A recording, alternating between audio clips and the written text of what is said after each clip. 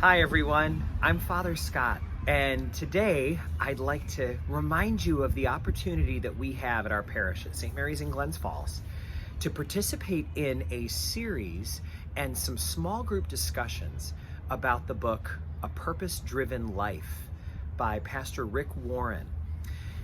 This book, which has sold tens of millions of copies around the world and has been translated into more than 80 languages, is one of the best tools out there to help us focus on how we can let go of our own plans for our life and start adopting God's plan for what we're supposed to do and where we are supposed to go with the limited number of years that we have on this planet.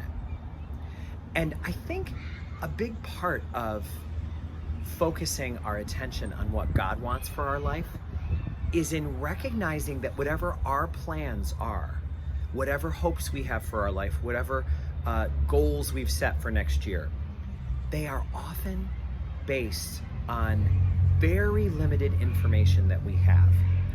There is not much that a human can know about the future. In fact, if we're really honest with ourselves, we're even a mystery to ourselves.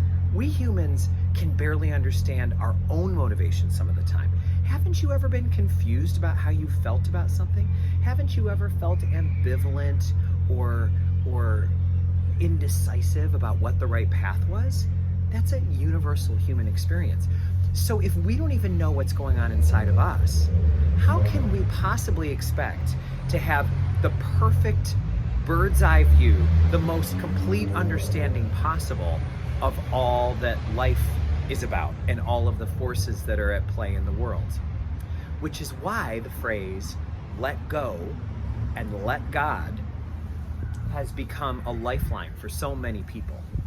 This phrase is one that you've certainly heard before. Maybe you've heard it when talking with someone who has survived something unbelievable and depended on their faith to get them through. Maybe you had a conversation with someone about acceptance. Maybe it's something that you heard through the 12 Steps, where it's a very popular slogan that helps people live one day at a time. In fact, I heard one person once say that we really have no choice other than to let go and let God. In fact, what the person said was, "It seems to me that you either let go and let God, or you hold on and get dragged." Doesn't that describe life pretty well? At least some days.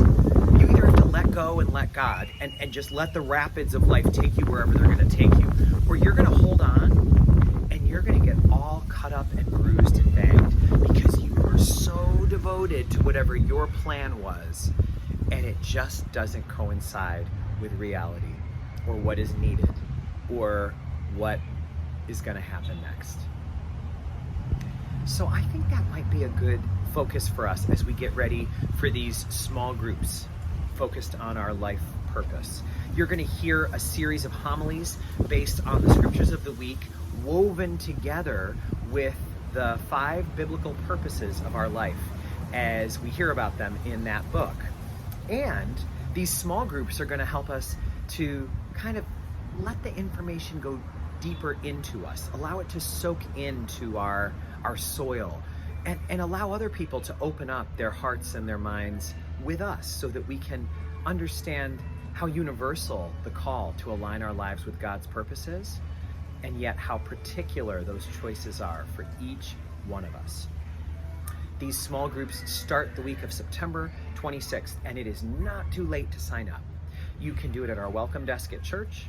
You can do it by going online on our user-friendly parish homepage, stmarysglensfalls.org. You can call the office. You can do any of the above, or just see what happens when you go to church, if the Spirit moves you into just being drawn to sign up and to participate in this. Books are available at cost, $5. They're available at the welcome desk or at our parish offices. And we've got some small groups that are doing it as a family. We've got other people who are signing up for one of our small group times that are going to be facilitated.